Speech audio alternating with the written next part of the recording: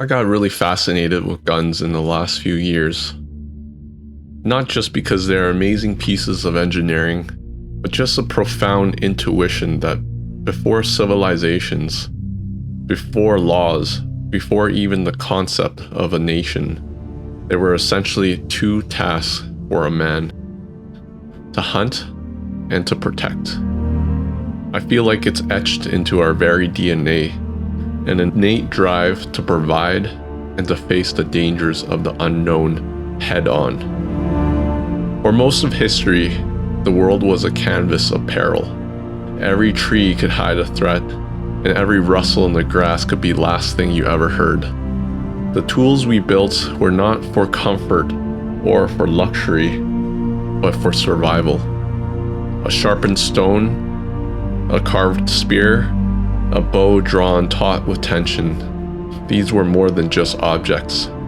They were an extension of our will. They were how we navigated the darkness and returned to the light. And we celebrated them in our myths, our legends, and our sacred stories. The weapon isn't a symbol of mindless violence. It's a symbol of courage, of justice, of the power to enforce good when everything else has failed.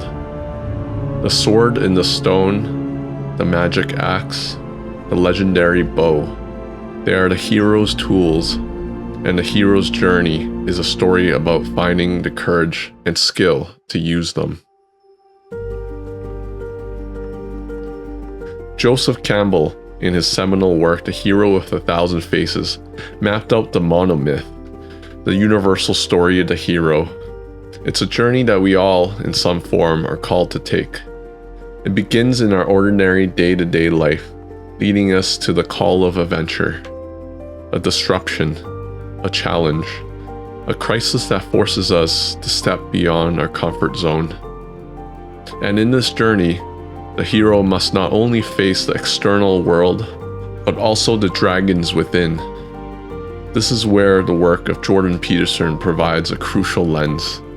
Peterson speaks of the importance of confronting the shadow self, that part of us that is capable of aggression, of chaos, and even destruction. He argues that we must integrate this darkness, not suppress it. We must become dangerous in order to become good. Why? Because a world without evil is not a possibility.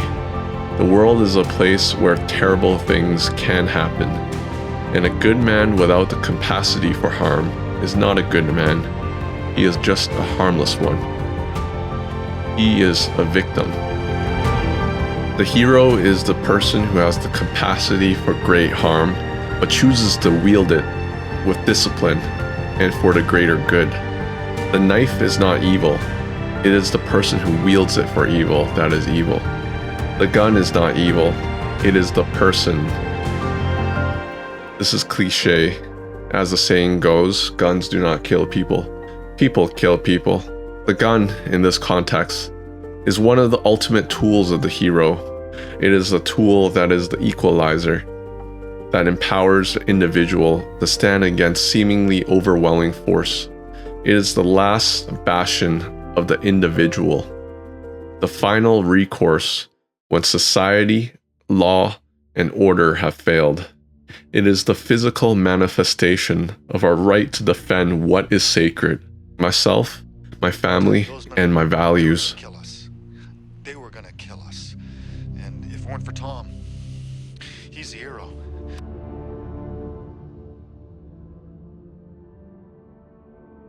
The gun, it's a weapon. It's a tool. And like the sword, the spear, and the bow before it, it is a symbol. It is the modern manifestation of our ancient impulse to protect, to provide, and to stand as a bulwark against chaos. It is the great equalizer. It is the last tool of the hero. And what is an attack on this tool, if not an attack on the very nature of the heroic?